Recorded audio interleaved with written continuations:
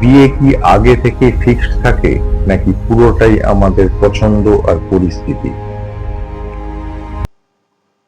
পৃথিবীতে বর্তমানে প্রায় ৮০০ কোটি মানুষের বাস।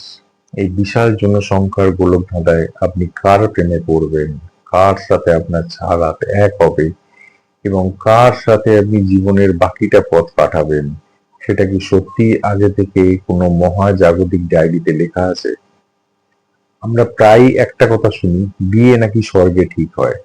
কিন্তু সত্যিই কি তাই? যদি সবকিছু আগে থেকেই ফিক্সড থাকে, তবে যারা ভালোবেসে বিয়ে করছেন তাদের সেই প্রেম কি স্রেফ একটা পূর্ব নির্ধারিত অভিনয়?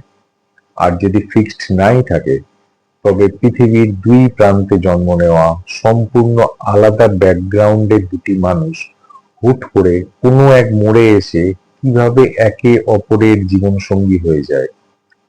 কেন হাজারটা মানুষের ভিড়ে আমাদের মন কেবল একজন নির্দিষ্ট মানুষের সাথেই কানেক্ট করতে পারে?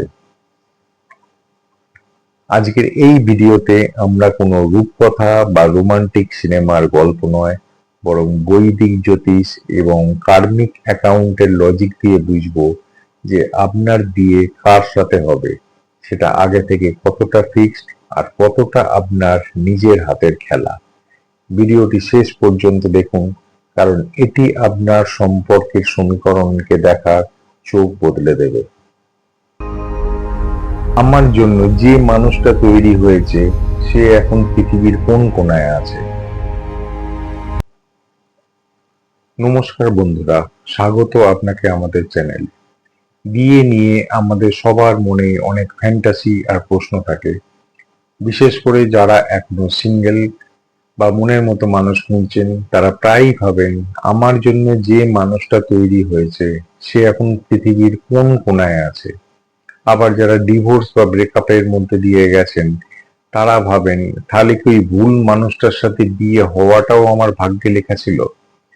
আজকের আমরা এই সমস্ত প্রশ্নের উত্তর খুঁজবো অত্যন্ত লজিক্যালি, কোনো অন্ধবিশ্বাস নয়। আমরা জানবো যে জ্যোতিষশাস্ত্র এবং মহাজাগতিক শক্তি আমাদের বিবাহিত জীবনকে কিভাবে গাইড করে এবং কোথায় আমাদের স্বাধীন ইচ্ছা শক্তি কাজ করে। চলুন এই রোমাঞ্চকর রহস্যের গভীরে যাওয়া যাক।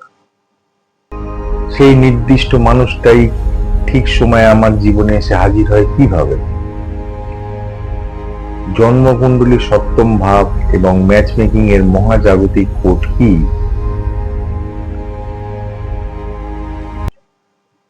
জ্যোতিষশাস্ত্র অনুযায়ী আপনি যখন এই পৃথিবীতে জন্ম নিয়েছিলেন, তখনই আপনার জন্মকুণ্ডলীর সপ্তম ভাব ফিক্সড হয়ে গিয়েছিল। বৈদিক জ্যোতিষে এই সপ্তম ভাবটি হলো আপনার জীবনসঙ্গী, পার্টনারশিপ এবং বিয়ের ঘর। এই সপ্তম ভাব সপ্তম পতি এবং পুরুষের ক্ষেত্রে শুক্র ও নারীর ক্ষেত্রে বৃহস্পতি গ্রহের অবস্থান দেখে আপনার হবু পার্টনারের একটা সম্ভাব্য রূপরেখা বা ব্লু প্রিন্ট বোঝা সম্ভব। এই প্যাটার্ন বা মহাজাগতিক কোডিং কিন্তু আপনার জন্মের সময় আপনার জন্মকুণ্ডলীতে নির্ধারিত হয়ে যায়। তবে এখানে একটা বিষয় পরিষ্কার জানা দরকার, জ্যোতিষশাস্ত্র আপনাকে কোনো মানুষের সুনির্দিষ্ট নাম, ঠিকানা বা হুবহু ছবির মতো নিখুঁত বিবরণ দেবে না, বরং এটি আপনাকে একটা প্রবণতা বা সম্ভাবনার ক্ষেত্র দেখিয়ে দেয়। যেমন আপনার সপ্তম ভাবের ওপর কোন কোন গ্রহের প্রভাব রয়েছে তা দেখে এটা অনুমান করা যুক্তিযুক্ত যে আপনার জীবনসঙ্গীর স্বভাব কেমন হওয়ার সম্ভাবনা বেশি। সে কি একটু শান্ত ও গম্ভীর প্রকৃতির হবে, নাকি কিছুটা চটপটে ও রাগী স্বভাবের হবে?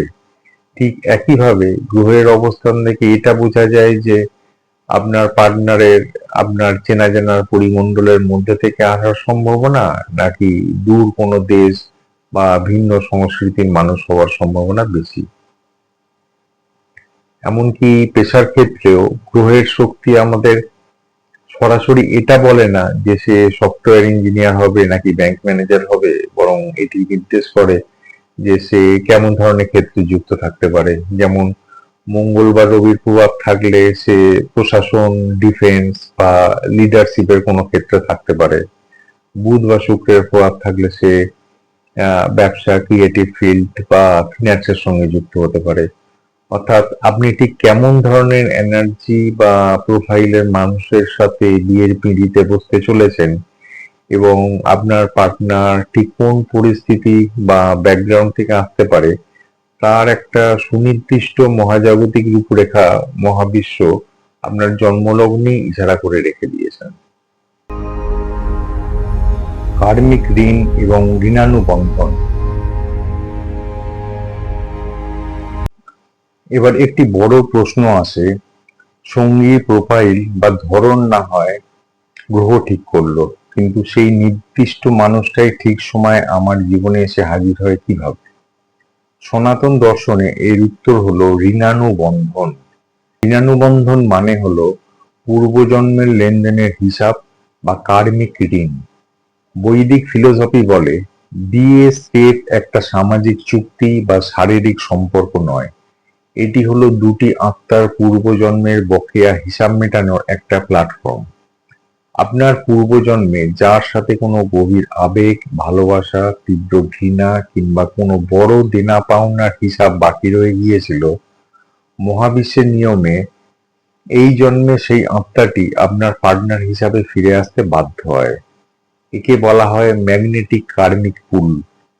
ধরুন, আমেরিকার টেক্সাসে একটা ছেলে বড় হচ্ছে আর ভারতের কলকাতায় একটা মেয়ে বড় হচ্ছে। দুজনের চেনা জানার কোনো সুযোগই নেই, কিন্তু তাদের মধ্যে যদি তীব্র ঋণানুবন্ধন থাকে তবে মহাবিশ্ব এমন পরিস্থিতি তৈরি করবে, হতে পারে কোনো হায়ার স্টাডিজ, কোনো সোশ্যাল মিডিয়া বা কোনো চাকরির সূত্রে তারা এক শহরে আসবে, তাদের দেখা হবে এবং তারা বিয়ে করবে। বাইরে থেকে দেখে এটাকে কাকতালীয় মনে হলেও এর পেছনে কাজ করে পূর্বজন্মের ফিক্সড হয়ে থাকা আকর্ষণ বল। বিয়ের সময় বা টাইমিং কি ফিক্সড? অনেকেই প্রশ্ন করেন, আচ্ছা, পাত্র বা পাত্রী না হয় ফিক্সড, কিন্তু বিয়ের সময়টাও কি ফিক্সড? জ্যোতিষশাস্ত্র বলে বিয়ের সময়টা একদম পাথরে লেখা ফিক্সড কোনো দিনক্ষণ নয়, বরং এটি হলো একটা মহাজাগতিক সুযোগের জানলা বা ম্যারেজ উইন্ডো। আপনার কুণ্ডলিতে যখন সপ্তমপতির দশা বা অন্তর্দশা আসে কিংবা বৃহস্পতি ও শনির শুভ গোচর আপনার বিবাহিত জীবনের ঘরকে প্রভাবিত করে, ঠিক তখনই মহাবিশ্ব আপনার জীবনে বিয়ের দরজাটা খুলে দেয় এবং চারপাশের পরিস্থিতি অনুকূল হতে শুরু করে। আপনি হয়তো লক্ষ্য করেছেন, অনেকে বহু বছর ধরে প্রেম করছেন, কিন্তু কিছুতেই সামাজিক বিয়েটা হয়ে উঠছে না। আবার কারো ক্ষেত্রে দেখা যায় হুট করে দেখাদেখি হলো আর মাত্র 15 দিনের মধ্যে বিয়ে হয়ে গেল। এটা কেন হয়? কারণ ওই নির্দিষ্ট সময় তার কোষ্ঠীতে বিবাহের উইন্ডোটি ওপেন হয়েছিল। তবে এখানে একটা মস্ত বড় টুইস্ট আছে।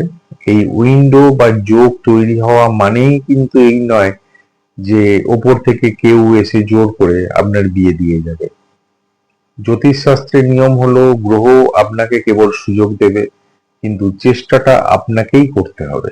আমাদের চারপাশে প্রায়ই এমন দেখা যায় যে কোনো একজন মানুষের হয়তো 22 থেকে 24 বছর বয়সের মধ্যে কুণ্ডলিতে একটা দুর্দান্ত বিয়ের উইন্ডো বা যোগ এসেছিল, কিন্তু সেই সময়ে সে ক্যারিয়ারের পেছনে অন্ধ হয়ে ছুটেছে, বিয়েতে একদম পাত্তা দেয়নি, কিংবা পরিবারের মানুষ সঠিক সময়ে সঠিক তদবির বা চেষ্টাটুকু করেনি। ফল কি হয়? ওই সুবর্ণ সুযোগের জানলাটা একসময় বন্ধ হয়ে যায়। আর একবার সেই মহাজাগতিক ট্রেন মিস হয়ে গেলে কুণ্ডলিতে পরবর্তী শুভ উইন্ডো বা যোগ আসতে আসতে হয়তো তার বয়স 35 পার হয়ে যায়। তাই বিয়ের টাইমিংটা কোনো জাদুর কাঠি নয়। মহাবিশ্ব যখন দশা বা গোচরের মাধ্যমে সুযোগের দরজাটা খোলে, তখন যদি মানুষের সঠিক চেষ্টা, সঠিক সিদ্ধান্ত এবং সঠিক কর্মের মেলবন্ধন ঘটে, তবেই বিয়েটা সফলভাবে সম্পন্ন হয়। সুযোগ মহাবিশ্বের, কিন্তু সিদ্ধান্ত আর খাটুনিটা সম্পূর্ণ আপনার। সব বিয়েই কি ঋণানুবন্ধন? এর বাইরে কি কিছু নেই? এখানে একটা মস্ত বড় প্রশ্ন আসে, পৃথিবীতে যত বিয়ে হচ্ছে তা কি 100%ই ঋণানুবন্ধন বা পূর্বজন্মের ফিক্সড হিসাবের মধ্যে পড়ে? এর বাইরে কি কোনো নতুন কোনো চয়েস বা নতুন কোনো সমীকরণ তৈরি হওয়া সম্ভব নয়? এর উত্তর হলো না, সব বিয়েই শতভাগ ফিক্সড ঋণানুবন্ধন নয়। জ্যোতিষশাস্ত্র এবং আধ্যাত্মিক বিজ্ঞান অনুযায়ী বিয়ে মূলত দুটো আলাদা উপায়ে হতে পারে। দুটো বিষয়কে একটা চমৎকার ব্যাংকিং উদাহরণ দিয়ে পরিষ্কার করে বুঝি। মনে করুন আপনি ব্যাংকে গেছেন, ব্যাংকে গিয়ে আপনি দুটো আলাদা কাজ করতে পারেন। এক, পুরনো লোন অ্যাকাউন্ট সেটেল করা, যেটাকে আমরা বাধ্যতামূলক ঋণানুবন্ধন বলি। আপনার পুরনো একটা লোনের অ্যাকাউন্ট ছিল, আপনি সেটার টাকা শোধ করতে গেছেন। এখানে আপনার কোনো চয়েস নেই, যার কাছ থেকে লোন নিয়েছেন তাকেই টাকাটা ফেরত দিতে হবে। বিয়ের ক্ষেত্রে এটাই হলো সেই 70 থেকে 80% সম্পর্ক, যেখানে পূর্বজন্মের তীব্র ঋণের কারণে আপনি কোনো একটি নির্দিষ্ট মানুষের প্রেমে পড়তে বা তাকে বিয়ে করতে বাধ্য হন। এটাকে বলে কার্মিক ডেস্টিনি। 2 নম্বর কি না, সম্পূর্ণ নতুন কারেন্ট অ্যাকাউন্ট খোলা, মানে সম্পূর্ণ ফ্রি উইল বা সম্পূর্ণ স্বাধীন ইচ্ছা। এটা কি, ধরুন আপনার কোনো পুরনো লোন নেই, আপনি ব্যাংকে গিয়ে সম্পূর্ণ নতুন একটা অ্যাকাউন্ট খুললেন, সেখানে আগে কোনো লেনদেন ছিল না, আজ থেকে নতুন লেনদেন শুরু হলো। বিয়ের ক্ষেত্রে বাকি 20 থেকে 30% সম্পর্ক ঠিক এই রকম। এখানে আপনার ওপর পূর্বজন্মের কোনো ফিক্সড ঋণের চাপ থাকে না। আপনি সম্পূর্ণ নিজের স্বাধীন ইচ্ছাশক্তি বা ফ্রি উইল ব্যবহার করে একদম নতুন একজন মানুষকে জীবনসঙ্গী হিসাবে বেছে নেন, যার সাথে আপনার অতীতে কোনো কার্মিক কানেকশন ছিল না। এই বিয়ের মাধ্যমে আপনি আপনার জীবনের খাতায় সম্পূর্ণ নতুন একটা কার্মিক অ্যাকাউন্ট বা লেনদেন শুরু করলেন। একে বলা হয় ক্রিয়মান কর্ম। এবার আসছে সবচেয়ে গুরুত্বপূর্ণ লজিক্যাল টুইস্টে। যদি পার্টনারের প্রোফাইল ফিক্সড থাকে, সময় ফিক্সড থাকে, তবে মানুষের ফ্রি উইল বা নিজের ইচ্ছা শক্তির ভূমিকা কি? আমরা যে পছন্দ করে বিয়ে করি সেটার কি আদৌ কোনো দাম নেই? আসুন এটা একটা রেস্তোরাঁর উদাহরণ দিয়ে বুঝি। মনে করুন আপনি একটা রেস্তোরাঁয় ডিনার করতে গেছেন। সেই রেস্তোরাঁর যে মেনু কার্ড সেটা কিন্তু ফিক্সড। আপনি নিজে ওই মেনু কার্ডটা তৈরি করেননি, ওটা হলো আপনার ভাগ্য বা ডেস্টিনি। এখন এই রেস্তোরাঁয় আপনার সামনে দুটো রাস্তা খোলা আছে। এক, মেনু কার্ড থেকে বেছে নেওয়া, যেটাকে আমরা বাধ্যতামূলক ঋণানুবন্ধন বলি। ওই মেনু কার্ডের 20টি আইটেমের মধ্যে থেকে আপনি আজ রাতে বিরিয়ানি খাবেন নাকি ফ্রাইড রাইস খাবেন, সেই চয়েস বা সিদ্ধান্তটা কিন্তু সম্পূর্ণ আপনার নিজের। কিন্তু আপনি যে নির্দিষ্ট মেনুর বাইরে গিয়ে অন্য কিছু অর্ডার করতে পারছেন না, সেটা হলো আপনার ডেস্টিনি। বিয়ের ক্ষেত্রে 70 থেকে 80% সম্পর্ক ঠিক এই রকমই হয়। আপনার পূর্বজন্মের ঋণ অনুযায়ী আপনার ভাগ্যের মেনু কার্ডে হয়তো 3 বা 4 জন মানুষের প্রোফাইল ফিক্সড করা আছে।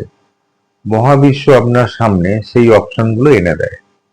আপনি আপনার স্বাধীন ইচ্ছা ব্যবহার করে ওই 3-4 জনের মধ্যে থেকে কাকে বেছে নিচ্ছেন সেটা আপনার সিদ্ধান্ত। কিন্তু আপনি যে এই যে ফিক্সড মেনুর বাইরে যেতে পারছেন না, সেটা আপনার ভাগ্য। পূর্বজন্মের তীব্র ঋণের কারণে আপনি ওই নির্দিষ্ট অপশনের মধ্যেই কাউকে ভালোবেসে বিয়ে করতে বাধ্য হন। 2 নম্বর কি, রেস্তোরাঁ থেকে বেরিয়ে আসা, সম্পূর্ণ ফ্রি উইল। এবার ধরুন ফ্রি উইলের দ্বিতীয় দিকটা, যা বাকি 20 থেকে 30% বিয়ের ক্ষেত্রে ঘটে। আপনি রেস্তোরাঁয় ঢুকলেন, মেনু কার্ড দেখলেন, কিন্তু আপনার ওখানকার কোনো খাবার পছন্দ হলো না। আপনি চাইলে ওই রেস্তোরাঁয় না খেয়ে সোজা বাইরে বেরিয়ে আসতে পারেন। সেদিন হয়তো আপনি কিছুই খেলেন না, অথবা সম্পূর্ণ অন্য কোনো রেস্তোরাঁয় গিয়ে নতুন কোনো খাবার অর্ডার করলেন। এটা হলো আপনার সম্পূর্ণ স্বাধীন ইচ্ছা বা ফ্রি উইল। বিয়ের ক্ষেত্রেও ঠিক তাই ঘটে। এখানে কোনো পূর্ব জন্মের লোনের চাপ বা ফিক্সড মেনু কার্ডের বাধ্যবাধকতা থাকে না। সেখানে মানুষ নিজের সম্পূর্ণ স্বাধীন বুদ্ধিতে অতীতের কোনো লুপে না জড়িয়ে একদম নতুন কোনো মানুষের সাথে জীবনের নতুন খাতা শুরু করে। একেই আমরা আগে বলেছিলাম ব্যাংকে গিয়ে একদম নতুন অ্যাকাউন্ট খোলা বা নতুন রেস্তোরাঁয় গিয়ে খাবার খাওয়া। অথবা সে চাইলে জীবনের এই বিয়ের খাতাটা নাও খুলতে পারে। অনেক মানুষ আছেন যাদের জন্মছকে বিয়ের কোনো বাধ্যতামূলক কার্মিক ঋণ বা ঋণানুবন্ধন থাকে না। তারা তাদের স্বাধীন ইচ্ছা ব্যবহার করে সারা জীবন অবিবাহিত থাকার, একা থাকার বা নিজের জীবনকে অন্য কোনো মহৎ উদ্দেশ্যে উৎসর্গ করার সিদ্ধান্ত নিতে পারেন। মহাবিশ্ব তাদের কোনো নির্দিষ্ট ছকে বেঁধে জোর করে বিয়ের পিঁড়িতে বসায় না। তাহলে মোদ্দা কথাটা কি দাঁড়ালো? মহাবিশ্ব আপনার জন্য দুটো রাস্তাই খোলা রেখেছে। আপনি চাইলে পুরনো কোনো কার্মিক অ্যাকাউন্ট মিটিয়ে নেওয়ার জন্য নির্দিষ্ট অপশনের মধ্য থেকে কাউকে বেছে নিতে পারেন। আবার চাইলে সম্পূর্ণ স্বাধীনভাবে কোনো অতীত লুপে না জড়িয়ে নিজের বুদ্ধিতে একদম নতুন কারো সাথে জীবনের নতুন অ্যাকাউন্ট শুরু করতে পারেন। অথবা চাইলে চিরকাল সিঙ্গেল থেকে সেই খাতা খোলার সিদ্ধান্ত বাতিলও করতে পারেন। ভালো বা খারাপ বিয়ে কি আগের কর্মের ফল? অনেকেই বলেন, আমার বিয়েটা তো খুব অশান্তির, প্রতিদিন ঝগড়া হয়, এটাও কি ফিক্সড ছিল? জ্যোতিষ এবং কর্মবাদ বলে, আপনার কুণ্ডলীর সপ্তম ঘরে যদি শুভ গ্রহ যেমন বৃহস্পতি বা শুক্র থাকে, তবে বুঝতে হবে পূর্বজন্মে আপনি সম্পর্কের ক্ষেত্রে ভালো পুণ্য অর্জন করেছিলেন। তাই এই জন্মে আপনার ভাগ্যে একজন সাপোর্টিভ ও লাভিং পার্টনার ফিক্সড হয়ে আছে। কিন্তু সপ্তম ঘরটি রাহু, কেতু বা মঙ্গলের মতো কুগ্রহ দ্বারা যদি পীড়িত থাকে, তবে বুঝতে হবে পূর্বজন্মের কোনো কঠিন কার্মিক লেসন বা শিক্ষা আপনার বাকি আছে। তাই আপনার জীবনে এমন একজন মানুষ পার্টনার হিসাবে আসবে যে আপনাকে কষ্ট দেবে বা যার সাথে আপনার মানসিকতা মিলবে না। এটা হলো আপনার আত্মার বিবর্তনের জন্য মহাবিশ্বে তৈরি করা একটা কঠিন সিলেবাস।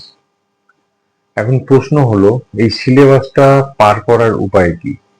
অনেকেই ভাবেন সিলেবাস পার করা মানে বুঝি মুখ বুজে সব অত্যাচার সহ্য করে ওই বিষাক্ত বিয়েতেই সারা জীবন মার খেয়ে টিকে থাকা। না, একদমই নয়। মহাবিশ্ব আপনাকে কষ্ট দিয়ে মারতে চায় না, সে চায় আপনাকে একটা শিক্ষা বা লেসন দিতে। আর এই শিক্ষাটা আপনি কিভাবে নেবেন সেই স্বাধীনতা বা ফ্রি উইল কিন্তু আপনার রয়েছে। মন মরে গেছে, তাও সন্তান ও সমাজের জন্য বিয়ে টিকিয়ে রাখা কেন? এবার আসুন আমাদের সমাজের চারপাশের সবচেয়ে বড় জ্বলন্ত সত্যটার মুখোমুখি হওয়া যাক। আমরা প্রায় এমন অনেক পরিবার দেখি যেখানে স্বামী স্ত্রীর মধ্যে কোনো ভালোবাসা অবশিষ্ট নেই, তাদের মন অনেক বছর আগেই একে অপরের থেকে আলাদা হয়ে গেছে। প্রতিদিন ঘরে এক অদৃশ্য ঠান্ডা যুদ্ধ চলে, তাও তারা ডিভোর্স নিচ্ছেন না। স্রেফ সন্তানের ভবিষ্যৎ, পরিবারের সম্মান বা সমাজের লোকলজ্জার মুখ চেয়ে তারা এই মৃত সম্পর্কটাকে টেনে নিয়ে যাচ্ছেন। প্রশ্ন হলো, কেন এমন হয়? এর পেছনেও কি কোনো মহাজাগতিক কারণ আছে? জ্যোতিষ এবং কার্মিক বিজ্ঞানের পেছনে দুটো অত্যন্ত গুরুত্বপূর্ণ উত্তর আছে। প্রথম কারণ কি না, সন্তানের সাথে সংযুক্ত কার্মিক কুণ্ডলী। আপনি হয়তো ভাবছেন আপনি স্রেফ সন্তানের মুখের দিকে তাকিয়ে কষ্ট সহ্য করছেন, কিন্তু আধ্যাত্মিক সত্য হলো ওই সন্তানের ভাগ্য আপনার এবং আপনার পার্টনারের ভাগ্যের সাথে আষ্টে পৃষ্ঠে বাঁধা। ওই সন্তানের জন্মই হয়েছে আপনার দুজনের ঘরে একটি নির্দিষ্ট সুখ বা শিক্ষা পাওয়ার জন্য। মহাবিশ্বের নিয়মে ওই সন্তানের লালন পালনের কার্মিক ঋণ বা দায়িত্ব যতক্ষণ না সম্পূর্ণ হচ্ছে, ততক্ষণ আপনার মনের মধ্যে ফ্রি উইল থাকা সত্ত্বেও আপনি সম্পর্কটা ভেঙে বেরিয়ে যেতে পারবেন না। সন্তান এখানে একটা মহাজাগতিক আঠার মতো কাজ করে। দ্বিতীয় কারণটা কি না, ত্যাগের মাধ্যমে কর্মের ক্ষয়। বৈদিক শাস্ত্রে বলা হয়েছে সব কার্মিক অ্যাকাউন্ট কেবল ডিভোর্স দিয়ে বা মারামারি করে চুকে যায় না। কিছু কিছু ঋণ মেটাতে হয় সহনশীলতা এবং ত্যাগের মাধ্যমে। এই যে একজন মানুষ নিজের সুখ বিসর্জন দিয়ে সমাজের কথা ভেবে বা সন্তানের জন্য একটা বিষাক্ত সম্পর্কেও নিজের দায়িত্ব পালন করে যাচ্ছেন, এটা আসলে তার আত্মার এক কঠিন তপস্যা। এই কষ্টের মাধ্যমে তিনি তার পূর্বজন্মের কোনো বড় পাপ বা কঠিন ঋণকে এই জন্মেই পুড়িয়ে ছারখার করে দিচ্ছেন। তাই তাদের মন অনেক আগে আলাদা হয়ে গেলেও মহাবিশ্বের অদৃশ্য খাতার হিসাব মেটানোর জন্য তারা এক ছাদের নিচেই থেকে যান। বিয়ের পরেই দ্রুত ডিভোর্স কেন এত সহজে ভাঙছে সম্পর্ক? এবার আসি এর উল্টো পিঠে। আমরা প্রায়ই দেখতে পাই অনেক ধুমধাম করে আয়োজন করে বিয়ে হলো, কিন্তু ফুল শুকোতে না শুকাতেই মাত্র 2 বা 3 বছরের মধ্যে সম্পর্কটা ডিভোর্স পর্যন্ত পৌঁছে গেল। তখন মনে প্রশ্ন জাগে, এখানে কেন সন্তান বা সমাজ আটকাতে পারলো না? এই ডিভোর্সটা কেন এত দ্রুত হলো? জ্যোতিষশাস্ত্র এবং কর্মের অমোঘ নিয়ম এর পেছনে 3টি স্পষ্ট কারণ দেখায়। 1 নম্বর কি না, শর্ট টার্ম কার্মিক অ্যাকাউন্ট বা ক্ষণস্থায়ী ঋণানুবন্ধন। এখন সব হিসাব তো আর 50 বছরের লম্বা হয় না, কিছু হিসাব থাকে খুব ছোট কিন্তু অত্যন্ত তীব্র। পূর্বজন্মে হয়তো ওই দুটি আত্মার মধ্যে এমন কোনো কষ্ট, দেওয়া নেওয়ার পাওনা ছিল যার হিসাব মেটাতে মাত্র 2 বা 3 বছর সময়ের দরকার ছিল। যেই মুহূর্তে তাদের সেই পূর্বজন্মের বকেয়া কার্মিক ঋণ মেটানো শেষ হয়ে গেল, অমনি তাদের মধ্যে সেই অদৃশ্য আকর্ষণের সুতোটাও কেটে গেল। তারা হুট করে একে অপরের প্রতি চরম বিরক্ত হয়ে উঠল এবং সম্পর্ক ভেঙে গেল। এখানে ডিভোর্সটাই স্ক্রিপ্টেড ছিল। 2 নম্বর কি না, গ্রহের দশা পরিবর্তন এবং মোহভঙ্গ। অনেক সময় দেখা যায় যখন কোনো মানুষের জীবনে রাহু বা শুক্রের মতো গ্রহের দশা চলে, তখন তার মনের মধ্যে প্রেমের তীব্র নেশা তৈরি হয়। সেই নেশার বশে সে চারপাশের সবকিছু ভুলে অন্ধের মতো বিয়ে করে। কিন্তু বিয়ের ঠিক পরপরই যদি তার প্রধান গ্রহের দশা বদলে যায়, ধরে নিন শুক্রের দশা শেষ হয়ে সূর্য বা শনির দশা শুরু হলো, তখনই মানুষের চোখ থেকে সেই প্রেমের রঙিন চশমাটা খুলে যায়। দশা বদলানোর পর পার্টনারের হাজারটা খামতি চোখে পড়ে এবং সম্পর্কটা ডিভোর্সের দিকে এগিয়ে যায়।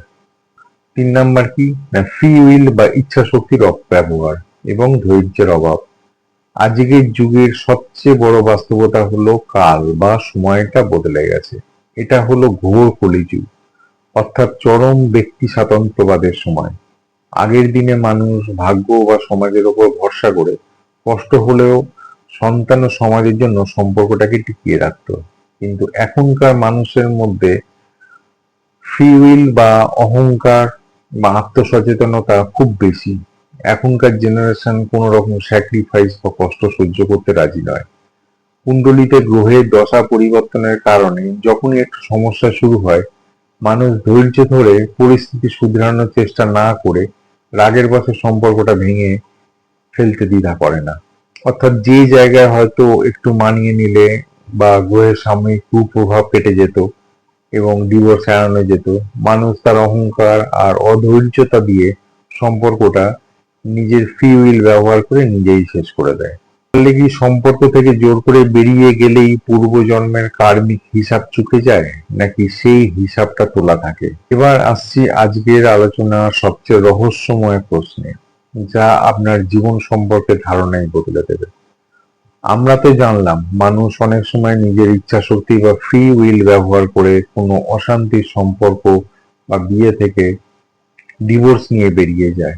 কিন্তু প্রশ্ন হলো, সম্পর্ক থেকে এভাবে জোর করে আইনিভাবে বেরিয়ে গেলেই কি ওই মানুষের সাথে আপনার কার্মিক অ্যাকাউন্টের হিসাব নিকাশ মিটে যায়, নাকি খাতার সেই হিসাবটা তোলাই থাকে? আধ্যাত্মিক বিজ্ঞান এবং কর্মের অমোঘ নিয়ম বলে, না, জোর করে সম্পর্ক ভাঙলেই হিসাব মেটে না। যদি হিসাব বাকি থাকে, তবে সেই হিসাব মহাবিশ্বের খাতায় তোলা থাকে এবং তা সুদে আসলে ফেরত আসে। একটা সহজ উদাহরণ দিয়ে বিষয়টা বুঝিয়ে আসুন। মনে করুন আপনি কারো কাছ থেকে 10 লাখ টাকা লোন নিয়েছেন। এবার আপনি তার প্রতিদিনের তাগাদা আর অশান্তি সহ্য করতে না পেরে নিজের ফোন নাম্বার বদলে দিলেন, বাড়ি পাল্টে অন্য শহরে চলে গেলেন এবং তার সাথে সমস্ত যোগাযোগ বন্ধ করে দিলেন। ঠিক যেমন মানুষ ডিভোর্স নিয়ে পার্টনারের থেকে দূরে চলে যায়। এখন আমাকে বলুন, আপনি পালিয়ে গেছেন বলে কি আপনার ওই 10 লাখ টাকার লোনটা মকুব হয়ে গেল? ব্যাংকের খাতা থেকে কি আপনার নাম মুছে গেল? একদমই না। খাতায় আপনার লোন কিন্তু ঠিকই তোলা রইল। আজ হোক বা কাল ব্যাংক বা ওই পাওনাদার আপনাকে খুঁজে বের করবেই এবং আপনাকে সেই টাকা সুদে আসলে ফেরত দিতে হবে।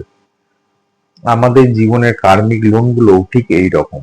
আপনি যদি কোনো মানুষের সাথে আপনার পূর্বজন্মের বকেয়া হিসাব, যা কষ্ট বা যন্ত্রণার মাধ্যমে মেটানোর কথা ছিল, সহ্য করতে না পেরে নিজের অহংকার বা অধৈর্যতার কারণে মাঝপথেই সম্পর্কটা ভেঙে বেরিয়ে যান, তবে মহাবিশ্ব সাময়িকভাবে আপনাকে শান্ত হতে দেবে ঠিকই, কিন্তু আপনার সেই কার্মিক ঋণ কিন্তু শোধ হলো না। ওটা মহাবিশ্বের খাতায় ক্যারি ফরওয়ার্ড বা পরের পাতার জন্য তোলা রইল। এর ফল কি হয় জানেন? আপনি হয়তো লক্ষ্য করেছেন, অনেকে একটা অশান্তির বিয়ে থেকে ডিভোর্স নিয়ে বেরিয়ে যাওয়ার পর যখন দ্বিতীয়বার বিয়ে করেন, তখন সেই দ্বিতীয় পার্টনারও হুবহু প্রথম পার্টনারের মতোই আচরণ করতে শুরু করে। সেও একই রকম কষ্ট দেয়, একই রকম ঝগড়া করে। কেন এমন হয়? কারণ প্রথম সম্পর্কের সময় আপনি যে কার্মিক সিলেবাস বা পরীক্ষাটা ফাঁকি দিয়ে পালিয়ে এসেছিলেন, মহাবিশ্ব আপনার দ্বিতীয় বিয়ের মাধ্যমে সেই একই প্রশ্নপত্র আপনার সামনে আবার এনে দাঁড় করিয়ে দিয়েছে। আপনি যতক্ষণ না সেই কষ্টটা সহ্য করে নিজের ভুলগুলো শুধরে নিচ্ছেন, অর্থাৎ নিজের কার্মিক লোন শোধ করছেন, ততক্ষণ মহাবিশ্ব আপনার সামনে একই ধরনের মানুষ, একই ধরনের পরিস্থিতির লুপ তৈরি করতে থাকবে। আপনি মানুষ বদলাতে পারেন, কিন্তু নিজের ভাগ্য বা কর্মের খাতা বদলাতে পারবেন না। এখানে অনেকের মনে একটা প্রশ্ন আসতে পারে, আচ্ছা, প্রথম অশান্তির বিয়ে থেকে ডিভোর্স নিয়ে যখন কেউ দ্বিতীয়বার বিয়ে করে এবং দ্বিতীয় পার্টনারও হুবহু প্রথম জনের মতোই আচরণ করতে শুরু করে, তখন দ্বিতীয় পার্টনারটি কোথা থেকে আসে? সে কি আমাদের সেই ভাগ্যের মেনু কার্ড থেকেই আসে? এর উত্তর হলো হ্যাঁ, সেও আপনার সেই মেনু কার্ডেরই আরেকটি অপশন। আসলে আপনার পূর্বজন্মের ঋণ অনুযায়ী আপনার ভাগ্যের মেনু কার্ডে যে ৩-৪ জনের প্রোফাইল লেখা ছিল, তাদের সবার এনার্জি বা স্বভাব কম বেশি একই রকম হয়। কারণ মহাবিশ্ব আপনার সামনে এমন মানুষদেরই অপশন হিসাবে পাঠাবে যারা আপনাকে আপনার পাওনা কার্মিক শিক্ষাটা দিতে পারবে। তাহলে কি বিয়ে ভেঙে যাওয়া মানেই লোন শোধ হয়ে যাওয়া? একদমই না। স্রেফ কোর্টের কাগজে সই করে সম্পর্ক ভাঙলেই লোন শোধ হয় না। আপনি যদি মনের মধ্যে তীব্র ক্ষোভ, রাগ, ঘৃণা বা বদলা নেওয়ার ইচ্ছা নিয়ে প্রথম সম্পর্কটা ভেঙে পালিয়ে আসেন, তবে বুঝতে হবে আপনি পরীক্ষাটা না দিয়েই খাতা ছিঁড়ে ফেলে এসেছেন। আপনার লোন সত্য হলোই না, উল্টে ওটা মহাবিশ্বের খাতায় তোলা রইল। আর সেই কারণেই মেনু কার্ডের দ্বিতীয় অপশনটি যখন দ্বিতীয় বিয়ে হয়ে আপনার জীবনে আসে, সেও হুবহু প্রথম জনের মতোই আচরণ করতে শুরু করে। মহাবিশ্ব আপনাকে দিয়ে জোর করে লোনটা শোধ করায়।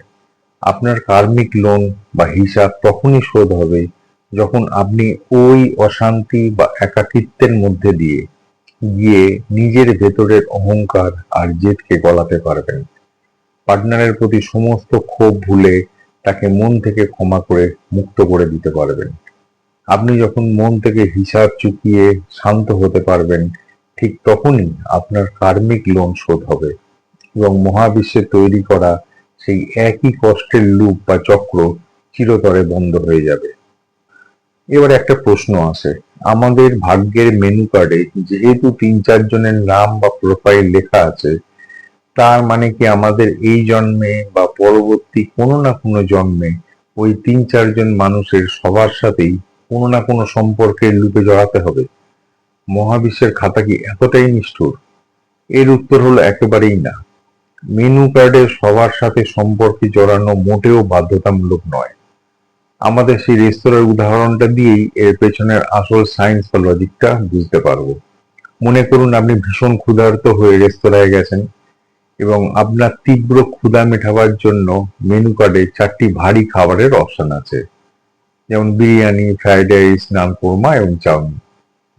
এখন আমাকে বলুন, আপনার ক্ষুধা মেটানোর জন্য কি ওই 4টি খাবারই এক থালায় নিয়ে খাওয়া জরুরি? একদমই নয়। আপনি যদি কেবল প্রথম আইটেমটা অর্থাৎ বিরিয়ানিটা পুরো খেয়ে নেন, তবেই কিন্তু আপনার পেট ভরে যাবে এবং আপনার ক্ষুধা সম্পূর্ণ মিটে যাবে। যখন আপনার ক্ষুধা মিটে গেল, তখন মেনু কার্ডের বাকি 3টি আইটেম টেবিলে পড়ে থাকলেও আপনার কি আর সেগুলো খাওয়ার কোনো প্রয়োজন আছে? নেই।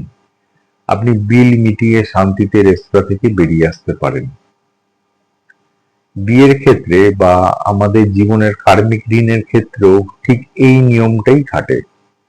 আপনার পূর্বজন্মের ঋণ অনুযায়ী মহাবিশ্ব আপনার মেনু কার্ডে ৩-৪ জন মানুষের অপশন বা প্রোফাইল রেখেছিল স্রেফ একটা কারণে, যাতে তাদের মধ্যে যেকোনো একজন বা দুজনের মাধ্যমে আপনি আপনার জীবনের সেই নির্দিষ্ট কার্মিক লেসন বা শিক্ষাটা সম্পূর্ণ করে নিতে পারেন।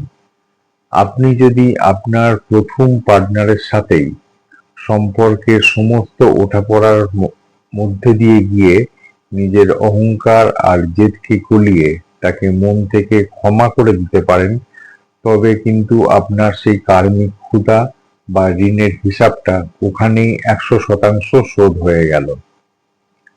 আর যেই মুহূর্তে আপনার সেই নির্দিষ্ট বিষয়ে ঋণটা শোধ হয়ে গেল, মহাবিশ্ব তখন আপনার ভাগ্যের খাতা থেকে মেনু কার্ডের বাকি ২-৩ জন মানুষের অপশনগুলোকে চিরতরে ক্যান্সেল বা ডিলিট করে দেয়। কারণ আপনার লোন অলরেডি শোধ হয়ে গেছে, তাই বাকি মানুষদের আপনার জীবনে পাঠিয়ে আপনাকে কষ্ট দেওয়ার আর কোনো মহাজাগতিক প্রয়োজনই মহাবিশ্বের কাছে অবশিষ্ট থাকে না। কিন্তু টুইস্টটা এখানে, আপনি যদি প্রথম পার্টনারের সাথে সেই পরীক্ষাটা সম্পূর্ণ না করে মনের মধ্যে রাগ ক্ষোভ নিয়ে মাঝপথেই পালিয়ে আসেন, অর্থাৎ আপনার ক্ষুধা যদি অর্ধেক মেটে, তখনই কেবল মহাবিশ্ব আপনাকে তৃপ্ত করার জন্য বা সেই শিক্ষাটা সম্পূর্ণ করানোর জন্য মেনু কার্ডের দ্বিতীয় বা তৃতীয় অপশনটাকে পরবর্তী সময় বা পরবর্তী জন্মে আপনার সামনে এনে দাঁড় করায়। মেনু কার্ডে অপশন ৪টি থাকলেও আপনার উদ্দেশ্য হওয়া উচিত যেকোনো একটি অপশনের মাধ্যমে নিজের ভেতরের অহংকার ও ক্ষোভকে মিটিয়ে লোনটা শোধ করে দেওয়া। আপনি যদি জ্ঞান আর চেতনার আলো দিয়ে একবার পরীক্ষা পাশ করে যান, তবে বাকি ৩টি প্রশ্নপত্র মহাবিশ্ব নিজেই আগুনে পুড়িয়ে ছারখার করে দেয়। আপনি মুক্ত হয়ে যান। তাহলে কি মানুষ কোনো বিষাক্ত বা অত্যাচারী সম্পর্কে থেকেও সারা জীবন মার খেয়ে টিকে থাকবে? বন্ধুরা, আমি জানি এই কার্মিক সিলেবাস বা পূর্বজন্মের ঋণের কথা শোনার পর আপনাদের অনেকের মনে প্রচন্ড ক্ষোভ, রাগ এবং কিছু অত্যন্ত বাস্তব প্রশ্ন টানা মারছে। আপনারা হয়তো অনেকেই এখন কমেন্ট বক্সে এই প্রশ্নগুলো টাইপ করছেন বা মনে মনে ভাবছেন যে আপনি তো বড় বড় ফিলোসফি বলছেন, কিন্তু আমার পার্টনার যে আমাকে প্রতিদিন নোংরা গালিগালাজ করে, পশুর মতো মারধর করে, আমি আর কত সহ্য করব? এটাও কি আমার কার্মিক সিলেবাস? অনেকে হয়তো ভাবছেন যে আমার পার্টনার যে চিররুগ্ন, যার থেকে আমি কোনো শারীরিক সুখ বা মানসিক সাহচর্য পাই না, আমার এই অপূর্ণতা আর সততার লড়াইয়ের উত্তর কে দেবে? আবার কেউ কেউ হয়তো ভাবছেন যে যার জন্য আমি এত কিছু করলাম, সে আজ অন্য কারোর সাথে পরকীয়ায় লিপ্ত, আমাকে সামাজিক ভাবে ঠকাচ্ছে, আমি কি তাও মুখ বুজে এই নরক সহ্য করব? আপনাদের এই প্রতিটি প্রশ্ন ১০০ ভাগ খাঁটি এবং যন্ত্রণাদায়ক। কোনো শাস্ত্র, কোনো জ্যোতিষ, কোনো আধ্যাত্মিক বিজ্ঞান বা কোনো মহাজাগতিক নিয়ম কারো উপর হওয়া শারীরিক ও মানসিক অত্যাচার মুখ বুজে সহ্য করাকে সমর্থন করে না। আসুন এই ৩টে পরিস্থিতির পেছনের আসল কসমিক লজিক এবং আপনার করণীয়টা এবার পরিষ্কার করে বোঝাই। ১ নাম্বার, গালিগালাজ ও মারধর কিন্তু কোনো সিলেবাস নয়, ওটা অপরাধ। আপনাকে কেউ মারধর করছে আর আপনি স্রেফ ভাগ্যের লিখন বা পূর্বজন্মের পাপ ভেবে তা সহ্য করে যাচ্ছেন, মনে রাখবেন এটা কোনো পুণ্য নয়। আধ্যাত্মিক নিয়ম বলে আপনি যখন অন্যায় বা অত্যাচার সহ্য করেন, তখন আপনি ওই অত্যাচারী মানুষটিকে আরো বড় অপরাধ করার সুযোগ করে দেন। এর ফলে আপনার কোনো কর্মের ক্ষয় তো হয়ই না, উল্টে আপনি তার পাপের ভাগীদার হয়ে যান। মহাবিশ্ব আপনাকে আত্মরক্ষা করার জন্য এবং নিজের আত্মসম্মান বাঁচানোর জন্য ফ্রি উইল বা স্বাধীন ইচ্ছাশক্তি দিয়েছে। এই নরক থেকে নিজেকে বাঁচানোর জন্য আইনি পদক্ষেপ নেওয়া বা সম্পর্ক থেকে বেরিয়ে আসাটাই হলো আপনার ইচ্ছাশক্তির সঠিক ব্যবহার। ২ নাম্বার, চিররুগ্ন পার্টনার এবং শারীরিক দূরত্বে। যদি আপনার পার্টনার অসুস্থ হয়, তবে মানুষ হিসাবে তার পাশে থাকা, তার সেবা করা আমাদের মানবিক কর্তব্য। কিন্তু সেই অসুস্থতার আড়ালে লুকিয়ে যদি সে আপনার উপর মানসিক অত্যাচার করে, আপনাকে গালিগালাজ করে বা আপনার সততার সুযোগ নিয়ে আপনাকে মানসিক কষ্ট দেয়, তবে মনে রাখবেন, রোগ শরীরে হতে পারে কিন্তু হিংস্রতা মানুষের স্বভাবে থাকে। রোগীকে সেবা করা যায় কিন্তু অত্যাচারীকে নয়। আপনার জীবনের সুখ ও চাহিদাকে এভাবে তিলে তিলে শেষ করার অধিকার মহাবিশ্ব কিন্তু কাউকে দেয়নি। 3 নাম্বার হচ্ছে পরকীয়া এবং বিশ্বাসের অবমাননা। যে সম্পর্কের প্রধান 3টি স্তম্ভ, বিশ্বাস, সম্মান এবং সততা, এই তিনটেই পার্টনারের পরকীয়ার কারণে ভেঙে চূর্ণ হয়ে গেছে, সেই মৃত সম্পর্ককে জোর করে টেনে নিয়ে যাওয়ার কোনো মহাজাগতিক বাধ্যবাধকতা আপনার নেই। তাহলে এই নরক যন্ত্রণা থেকে মুক্তির উপায় কি? কার্মিক অ্যাকাউন্ট কিভাবে শোধ হবে? আমরা আগেই আলোচনা করেছি যে রেস্তোরাঁ থেকে না খেয়ে যেমন বেরিয়ে আসা যায়, ঠিক তেমনি বিষাক্ত সম্পর্ক থেকে নিজের আত্মসম্মান নিয়ে সম্পূর্ণ দূরে চলে যাওয়াটাই হলো আপনার ফ্রি উইল বা স্বাধীন ইচ্ছাশক্তি। কার্মিক লোন শোধ করার মানে এই নয় যে আপনি মার খেতে খেতে বলবেন আমি ক্ষমা করলাম। কার্মিক লোন শোধ করার আসল অর্থ হলো আপনি ওই অত্যাচারী মানুষের পরিবেশ থেকে নিজেকে পুরোপুরি সরিয়ে আনবেন, নিজেকে সুরক্ষিত করবেন, নিজের পায়ে দাঁড়াবেন। তারপর সম্পূর্ণ নিরাপদ দূরত্বে গিয়ে মন থেকে সমস্ত রাগ, ক্ষোভ বা প্রতিশোধের আগুন নিভিয়ে ফেলে শান্ত হবেন। আপনি যখন বলতে পারবেন যে ওর সাথে আমার যা দেনা পাওনা ছিল তা এখানেই শেষ হলো, আমি ওকে ওর কর্মের ফল ভোগ করার জন্য মহাবিশ্বের হাতে ছেড়ে দিলাম, আর আমি আমার নিজের শান্তিময় জীবনের দিকে এগিয়ে গেলাম, ঠিক তখনই আপনার কার্মিক লোন শোধ হবে। স্রেফ নিজের জীবনকে নরক বানিয়ে টিকে থাকার নাম ভাগ্য নয়, নিজেকে উদ্ধার করে শান্তির পথে নিয়ে যাওয়ার নামই হলো আসল কর্ম। তাহলে আমরা শেষ পর্যন্ত কি বুঝলাম? এতক্ষণ তো আমরা লুপ, ডেস্টিনি আর মেনু কার্ডের রহস্য জানলাম, কিন্তু এবার আসি সবচেয়ে কোটি টাকার প্রশ্ন। তাহলে আমাদের বর্তমানের বিবাহিত সম্পর্কটা কেমন হওয়া উচিত যাতে নতুন কোনো কার্মিক লোন বা ঋণের ফাঁদ তৈরি না হয়? সম্পর্ককে অধিকার নয়, অ্যাসাইনমেন্ট হিসাবে দেখুন। কিভাবে আমরা বর্তমান পার্টনারের সাথে চললে পুরানো লুপগুলো কেটে যাবে?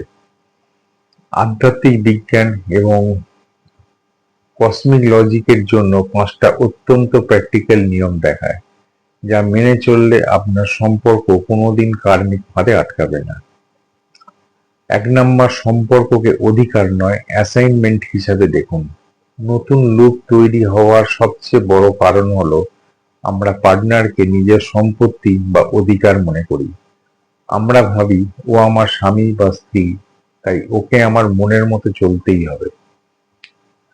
জ্যোতিষ এবং কর্মবাদ বলে আপনার পার্টনার আপনার সম্পত্তি নয়, সে হলো এই জন্মে মহাবিশ্বের পাঠানো আপনার একজন সহপাঠী বা ক্লাসমেট। আপনার সম্পর্কটা কোনো অধিকারের জায়গা নয়, এটা একটা মহাজাগতিক অ্যাসাইনমেন্ট। তাই পার্টনারের কোনো ভুল ত্রুটি বা খামতি থাকলে তার উপর অযথা চিৎকার বা রাগ না করে ঠান্ডা মাথায় ভাবুন, এই মানুষটার এই আচরণের মাধ্যমে মহাবিশ্ব আমাকে কোন গুণটা শেখাতে চাইছে, ধৈর্য নাকি ক্ষমা? আপনি যখনই সম্পর্কটাকে একটা শেখার জায়গা হিসাবে দেখবেন, তখনই নতুন কোনো কর্মের ঋণ তৈরি হওয়া বন্ধ হয়ে যাবে। 2 নাম্বার, নিষ্কাম কর্ম বা প্রতিদানের আশা ছাড়া ভালোবাসা। গীতাতে শ্রীকৃষ্ণ যে নিষ্কাম কর্মের কথা বলেছেন তা বিয়ের ক্ষেত্রে 100% সত্যি। আমরা যখনই পার্টনারকে কিছু দিই, তা সে ভালোবাসাই হোক বা কোনো উপহার, আমরা মনে মনে একটা প্রত্যাশা বা এক্সপেকটেশন রাখি যে সেও আমাকে একইভাবে ফেরত দেবে। যখনই সে আপনার আশা পূরণ করতে পারে না, তখনই আপনার মনে ক্ষোভ তৈরি হয়, আর এই ক্ষোভ থেকেই জন্ম নেয় নতুন কার্মিক ঋণ। সম্পর্ককে লুপ মুক্ত রাখতে হলে পার্টনারকে ভালোবাসুন বা তার জন্য কর্তব্য করুন, কোনো প্রতিদানের আশা ছাড়া। মনে রাখুন, আমি আমার কর্তব্য করছি আমার আত্মার উন্নতির জন্য, ওর থেকে কিছু ফেরত পাওয়ার জন্য নয়। এই মানসিকতা রাখলে কোনো বকেয়া হিসাব তৈরি হয় না। 3 নাম্বার হচ্ছে ইগো বা অহংকারকে মাঝখানে না আনা। যে কোনো দাম্পত্য কলহে দেখবেন ঝগড়াটা কিন্তু মানুষ দুটোর মধ্যে হয় না, ঝগড়াটা হয় তাদের ইগো বা অহংকারের মধ্যে। ও আগে কেন কথা বলল না, ও আমাকে অপমান করলো কেন, এই অহংকারী পুরনো লোনকে আরো বড় করে তোলে। কার্মিক লুপ ভাঙার সবচেয়ে বড় অস্ত্র হলো নিজে একটু নত হওয়া। ঝগড়ার সময় নিজের জেদ ধরে না রেখে যদি ভাবেন সম্পর্কটা আমার ইগোর চেয়ে অনেক বড়, তবে একটা মস্ত বড় কর্মের ফাঁদ ওখানেই কেটে যায়। মনে রাখবেন, সম্পর্কের পরীক্ষায় যে আগে ক্ষমা চায় বা যে আগে নিজের ইগোকে গলায় মহাবিশ্বের খাতায়, সেই আসলে বিজয়ী হয়। 4 নাম্বার, সচেতন ফ্রি উইল বা রেসপন্স করা, রিয়্যাক্ট নয়। আপনার পার্টনার হয়তো একটা খারাপ কথা বলল বা রেগে গেল, এটা হয়তো আপনার পুরনো কর্মের ফল, যার কারণে সে রেগে আছে। এখানে আপনার কোনো হাত নেই। কিন্তু তার ওই রাগের জবাবে আপনি কি উল্টে চিল্লে পাড়া মাথায় করবেন, নাকি ঠান্ডা মাথায় পরিস্থিতি সামলাবেন? সেটা কিন্তু আপনার স্বাধীন ইচ্ছা বা ফ্রি উইলের মধ্যে পড়ে। আপনি যদি উল্টে চিল্লে রিয়াক্ট করেন, তবে আপনি ওই মুহূর্তেই একটা নতুন কার্মিক লুপের জন্ম দিলেন, যার ফল পরে ভুগতে হবে। আর আপনি যদি সচেতনভাবে নিজের মনকে শান্ত রেখে বুদ্ধিমত্তার সাথে রেসপন্স করেন, তবে পুরনো লুপটা ওখানেই শেষ হয়ে যাবে। 5 নাম্বার, মন থেকে সম্পূর্ণ ক্ষমা এবং মুক্তি দেওয়া। ধরে নেওয়া যাক কোনো কারণে সম্পর্কটা আর টিকলো না এবং আপনারা আলাদা হয়ে গেলেন।